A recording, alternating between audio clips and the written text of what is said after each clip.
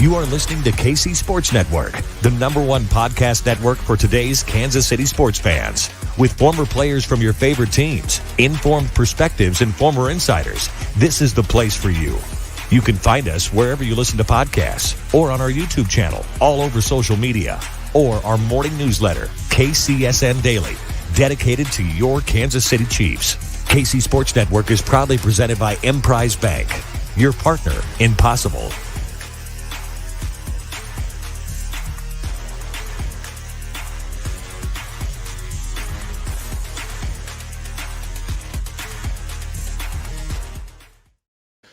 The Kansas Jayhawks fall 55-14 in the biggest blowout of the season. This is the Booth Review post-game show presented by Emprise Bank.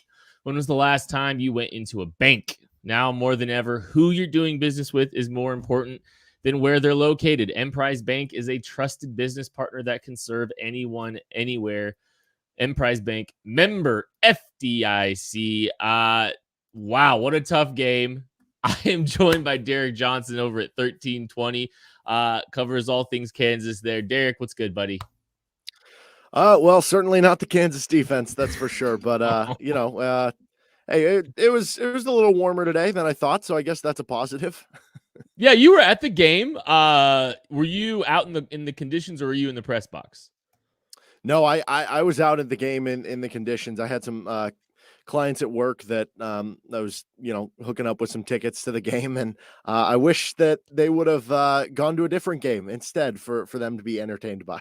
What do you think about the turnout real quick? I want to go there because I know there was a lot to be made about the turnout for this game. It looks like turnout across the board was abysmal in college football. The big house in Michigan, not a full house for a big game there.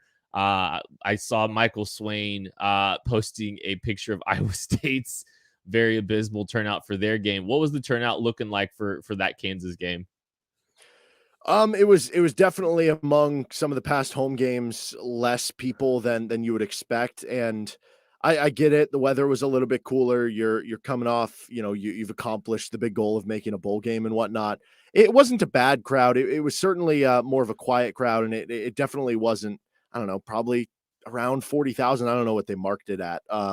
Maybe a little bit lower than that. I wouldn't be surprised. A little disappointing that you would think, hey, senior day, this team is bowl eligible for the first time in a while. Like maybe this would actually be a sellout. But yeah, it wasn't a crowd that gave much impact. But also with how the game went, I'm not sure that would have mattered much anyway.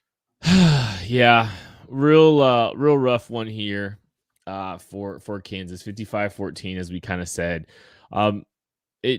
A lot to unpack about this game. I think the first thing I kind of want to talk about, I think everyone's probably talking about, the return of Jalen Daniels. Comes back after what was at one point potentially believed to be a season-ending shoulder injury, or reported as such. He does come back. He comes back relatively quickly, all things considered. And I have more questions, I think, than I do answers about the quarterback situation for the Jayhawks after that game, I guess, because he struggled. I think it's fair to say he and the offense struggled.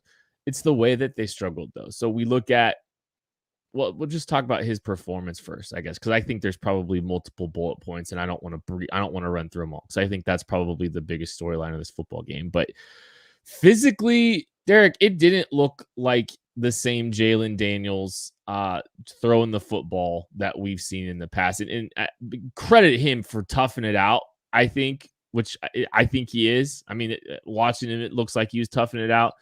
But boy, the zip on the football wasn't the same. The crispness with the passes wasn't the same. The velocity wasn't the same. The ball placement wasn't the same. A lot was off in the passing game.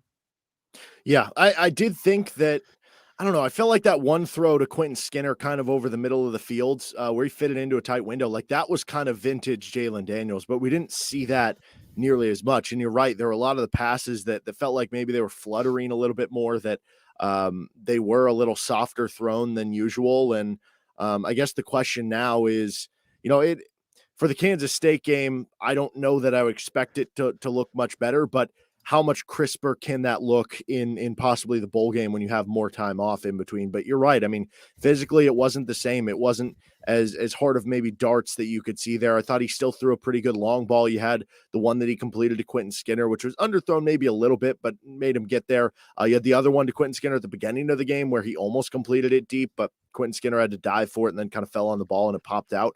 And clearly, I think to me, the biggest difference, and I don't know if this was a situation where Jalen was not wanting to take any hits or if it was the coaching staff designing it this way, but clearly the quarterback running as part of the option game, that wasn't really part of KU's game plan today, or it just wasn't executed that way.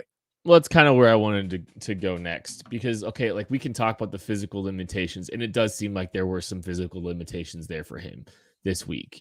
Just trying to throw the football, I just think it looked a little bit more laborious than it has at times. I wonder if there's certain types of throws that seem to be giving him some trouble. Couple it looked like he was trying to push the ball a little bit more rather than throwing with the kind of natural ability that we've seen him all season. And but the play calling looks like it was severely restricted as well. I think it's painstakingly obvious. The way that football game was called tells you all you need to know about Jalen Daniels' health. Because if you look at the way, they didn't run any of their option game at all. That wasn't even in the cards. They weren't even going to give Jalen Daniels the option to run the football there. The interception that he threw, even, he was sprinting out, he was running, I think maybe Jalen Daniels from, earlier in the season, maybe tries to run that football, get some yardage there. Even that throw looked uncomfortable. The play calling was extremely restricted relative to what we've seen from this offense in the past. And it didn't look as good. It wasn't as multiple. It wasn't creating as many problems, for the Texas defense. And that, I think, spoke volumes about his health. And honestly, I kind of wonder if it spoke volumes a little bit about Jason Bean's health too. I know he got in late, but I'm not entirely sure that he was all the way back either. It seems like the Jayhawks were, trying to call a relatively conservative game. They're playing with some constraints, play calling wise, offensively, and I think that showed up big time with the decision making on play calling. Yeah, I think that's 100% right. And, with Jason Bean coming in at the end, that did kind of throw a wrench in my mind because that was my initial thought until we saw him that, okay, maybe Jason Bean's not healthy. And that was something that, I've been talking about a lot. Like, what do you go with? Is an 80%, is a 90% Jalen Daniels as good or better than a 100% Jason Bean? And I thought it might be, but maybe the answer today was that it's comparable, I guess, because it's not like Kansas has had a ton of success with all the option looks with Jason Bean. He's just not as good as some of the reads as maybe Jalen is, or taking it in the teeth of the defense. But today there wasn't that difference. And when Jason Bean comes in at the end, that's the question. Is it that he is healthy enough and that they just decided to go Jalen, or is it just something where it was, hey, it was senior day, he's celebrating it. They're down by so much. They figured that they wouldn't be calling a bunch of plays that were going to let him get hit much or whatnot. And they're just going to kind of have an ode to Jason Bean and let him come in at the end of the game for his final home game and get some numbers. I'd be very curious to hear about that this week from Lance Leipold or Andy Kotelnicki or whatnot, because it didn't look right for Jalen. You look at the stat sheet, like at the end of the day, it looked really good outside of the interception, but could have very easily had a second interception. And a lot of that kind of got patted on in the second half. That I don't really know what you do at the quarterback position next week against Kansas State. Well, yeah, I don't know, and it's a bummer that this team isn't able. And looking ahead a little bit, I think they're in a tough spot. I think it's going to be difficult for them to. Well, I don't want to get too much into that game. I just think what you saw this week shows, hey, look, I don't know about the health of either of these guys. I don't know what you can do offensively if neither of these guys are healthy. The ability to run, the threat to run, isn't there. If you're restricting, the type of blocking schemes you're seeing, because it was a lot of zone stuff today. It was a lot of the zone stuff that you've seen recently, and man, it's going to be, I don't want to get too far ahead and too doom and gloom, but I don't think I need to say that too much for people to understand. But yeah, it was a bummer. I credit to those kids for playing. Credit to Jaden Daniels for getting out there and trying to play and trying to be there for his team. Especially, I think I don't know what we're gonna know about Jason Bean, but doesn't seem like he was all the way there. So this team was really put into a bind where they were at risk of having to potentially play Ethan Vasco, who I think is gonna have a bright future, but I don't think he's ready for these opportunities yet, right? So, long term, it's gonna be something to monitor here as well for sure. I'm with you there. Yeah, it's a bummer. I don't want to get too ahead of K-State, but it is a bummer that I don't think I think it's gonna be a big challenge for KU to be able to do some of the things that they've had a ton of success doing this year with the current state of this roster at the quarterback position. So, I don't know if things would have mattered though, offensively, if this team had been able to put some points on the board. Texas offense was outstanding, specifically the run game. Kansas really didn't have an answer for Bijan Robinson or any running back in burnt orange today, Derek. It was I guess, carryover from the Texas Tech game in terms of some of the missed tackling. But it was less like the Texas Tech game was a lot of, hey, you got your arms around like Tyler Shuck or something, and then you just couldn't bring him down. And he's just a giant human. The game today was Bijan Robinson is just cutting by you. He is just juking you out of your socks, or he is, one cutting the other way and then reversing track and then going to bounce out into the open field and just outrun you from there. It was a trouble for KU tackling, finding the right angles, bringing him down. It was a trouble for KU getting kind of pressure on that offensive line. I thought the Texas offensive line was fantastic today against KU, really got into that second level. And I thought Texas really exploited on the outside. I think there have been certain games that the Kansas corners have shown a willingness to come up and get a hit in there. They're not big guys. Like Romello Dotson's a smaller guy. He's skinny. Jacoby Bryant is a really long guy, but he's skinny, slight of weight and stuff like that. And it's not necessarily, I don't think like they are guys that are, not seeking physicality in that kind of mold of a corner, but they're obviously not bigger guys. And I think Texas really took advantage of that on the outside. Their receivers were really good blocking on the outside. They had a lot of plays where they were running sweeps left or right. They were running that. We saw it a couple times in the game where they did kind of the pitch play out of the shotgun and just let Bijan gain the edge. Basically everything they did, they were successful on the outside. They ran for over 400 rushing yards, and it's been very hit or miss for Kansas rushing defense this year. The first 5 games, much improved from a season ago when they gave up over 6 yards a carry. Then the 3 after that, they struggled. Then they were good against Oklahoma State. And then the last 2 games, it's kind of disappeared again. I don't want to excuse too much.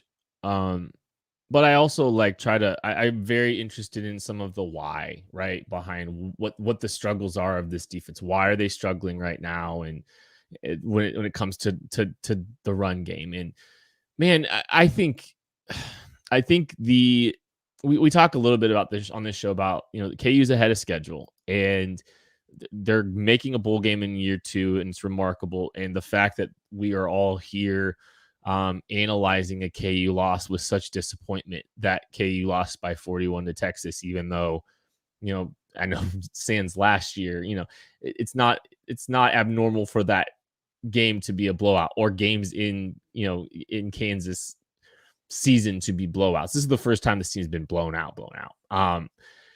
I think you see the lack of depth. I think you see the overall lack of physical maturity, I think, showing up a little bit right now. I think this team gets a little bit thinner, a little less healthy than they were early in the season. And I think you see guys like, and look, Romello Dotson and Jacoby Bryant, probably the 2 best cornerbacks on this football team. Kalen Gervin's up there, I think, but physically, those guys probably aren't the most complete college version of themselves from a physical standpoint. And I think you've got that with a few guys. Even OJ Burroughs isn't a complete, he's not complete in what he's going to be by the time he's done here at Kansas. And So you take into consideration a little bit of the depth, you take into consideration some of that's where I think you're starting to see some of the lack of, time to develop physically showing up a little bit at time for these guys. And they're still playing through it, and they still found a way to have a lot of success this season. But, some guys might be holding up not as well as they were earlier in the year. That kind of feels like, this game showed that a little bit more for me personally. I think that's a great point. And, you look at where they came from last year, you're giving up 42 points per game. I don't know where it's at after the Texas game. They were around low 30s coming into this one. So I don't know, probably around 33, 34 now after that game. You're still a touchdown better, over a touchdown better than you were a season ago. And I think for me, it was a reminder of, last year, Kansas was the worst, probably linebacking unit in Power 5. I mean, they had troubles there. And they brought in a bunch of transfers this year, and guys got better, whether it was Rich Miller, Tywan Berryhill, or whatnot. And those guys have kind of struggled a bit over the last few weeks, but that position group is still a lot better than it was last season. I think it was just what we've seen in some of these games lately, mainly this one here, is a reminder that, yes, they're better than they were last year, but they had so much ground to make up that you can improve from being the worst defense in the Big 12 to maybe still being the worst defense in the Big 12 now, but you've now at least closed the gap to where it's a little bit closer with you and some of the other teams. You can win with this defense now. It's not, I agree. One thing that is that you speaking of the linebackers, it's one thing that was kind of interesting to me about this game, and it was looking how Kansas was kind of playing the run a little bit differently this week than they normally have. There was a lot of talk this offseason about shooting the gaps and playing more in gaps with your defensive line and being a little bit more attacking and aggressive in a downhill with your defensive front to try to help stop the run. They played a little bit more, holding the point of attack and trying to let the linebackers fill and make plays. And that just wasn't happening. That just wasn't happening for the linebackers this week. So, not as much downhill as we've seen in the past at times. I'm kind of curious why they chose to do that, but it just seems like they weren't willing to play in the gaps up front on their defensive line as much as they have been in recent memory. So something I kind of want to go back and rewatch. I don't really want to rewatch this game. I kind of want to burn the tape on this one, but that is one thing I'm a little bit interested in. It does seem like there might have been some schematic adjustments with this Texas run game that the Jayhawks tried to utilize a little bit there. Yeah. And I heard from some people too of like, schematically why at some point just put 8 guys in the box on every play and live with it if they want to beat you over the top. And maybe there is some credence to that. But I do think that as much as Quinn Ewers didn't really have a big impact on the game, like barely threw for over 100 yards. He averaged like 5.5 yards per attempt. It wasn't a big game. He did complete a couple big passes to, I think, at least make Brian Borland and KU think about, oh, shoot, because there was a deep ball, I think, in the first half of the game. He hit one, I believe, at the start of the second half. And then KU has kind of had a problem all season long defending screens on the outside for receivers. So if you put all these guys in the middle of the box, Texas clearly showed, oh, we'll just, throw Xavier Worthy or whoever on the outside and just let him make guys miss. So it's kind of like, even though that was the biggest problem for KU to stop the run, and clearly they're going to have to make adjustments there were a few times where they did let, kind of a bunch of guys go up in the box and basically said, we're going to play one-on-one on the outside. And they got burned a little bit there. And I think that probably scared them back into going back to maybe more of the base defense. I seeing some quotes from Lance Leipold's press conference here from Jordan Gusky over at Topeka Capital Journal. Lance Leipold said KU played very poorly, was out executed in all phases. Disappointed because of the week of prep he thought Kansas had. That's always interesting. So it sounds like they thought they had a pretty good week of practice. Here's an interesting one. Leipold said that there were bowl people who watched this team today who didn't get to see what Kansas football was all about. So there's a lot of bowl games going out there, or some bowl games. The Liberty Bowl, the sorry to interrupt, the Liberty Bowl like sponsor or representative was out there watching the game. Yeah. I saw some print material from the Liberty Bowl. It looked like in the press conference or press box. I mean, some stuff about Jalen Daniels. Leipold said you could see Jalen Daniels work through some rust as the game went on. Added Daniels didn't want to come out late so he could work through some things, but they thought pulling him when they did was the best move. Yeah, I mean, Jalen Daniels did get better as the game went on. I mean, and there's probably some confidence stuff to build off of, but like at the same time, it was late in the game. It didn't matter, but they did hit some explosive plays late in the game, and that was nice. And hey, they got some points on the board, but I know we're going back to the offense, but seeing those Lance quotes might as well. I don't think without without the run element of what Jalen Daniels provides, I think it's still going to be difficult for this team to win next week as well. If they're not going to be able to run the ball and use the same kind of blocking that they have in recent memory, I think it's going to be difficult for this team to sustain offense. Yeah, I agree. Do you think, is there any part in your mind at all that wonders if maybe at least some of the passing struggles, because we did see Quinn Ewers struggle in this regard with as cold as the weather was, it was like really dry out there too. I wonder if there is at all anything about the quarterbacks maybe struggling with the grip of the football and the cold weather there. And there was clearly some sort of gust, a little bit of a wind on the field. Like, I'm not saying that excuses everything, but I don't know, maybe there's something there that limits things a little bit. There could be a little bit of that.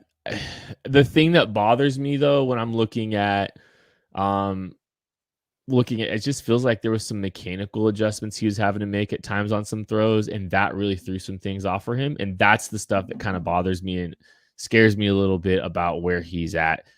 And you mix that in with, hey, we're just not going to run the football. That gives me a little bit of pause that maybe this team is hamstrung and they're worried about trying to manage some things like that. Those are the things that are kind of scaring me, like the totality of the picture. Now, it could be a little bit like Quinn Ewers was very inconsistent completing the ball too. So there definitely could be some weather stuff, but man, at the same time, there's just a lot there and a lot of signs that are kind of worrying me about the outlook for Jalen Daniels.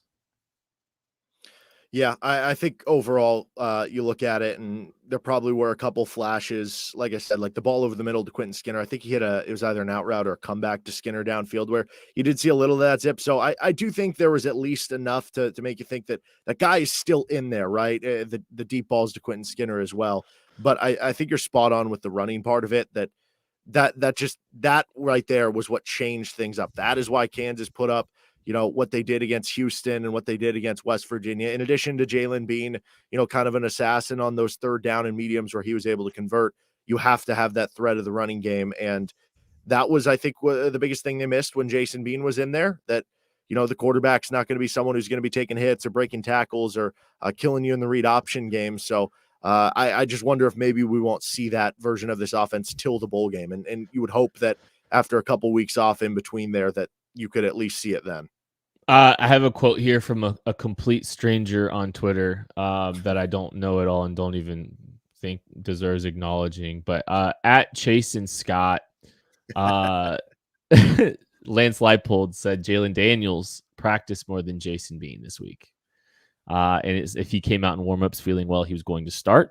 That's what Leipold said of Daniels.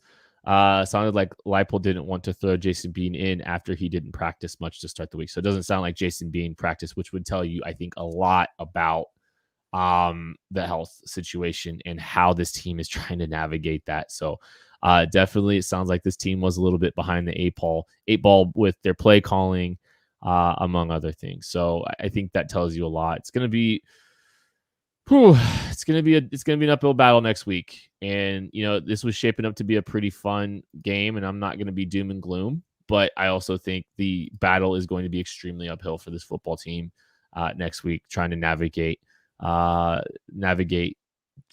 big game, trying to play a little bit left-handed, I think, than they have been. So that's gonna be interesting. Derek, any thoughts before we get out of here? Where can we find you on Twitter? All that good stuff. Anything you want to plug?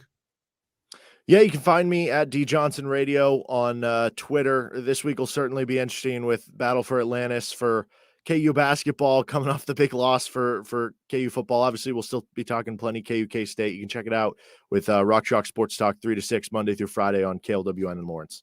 Awesome. Well, that's Derek Johnson. I'm Ken Swanson. Thank you so much. This has been Booth Review. We'll catch you later.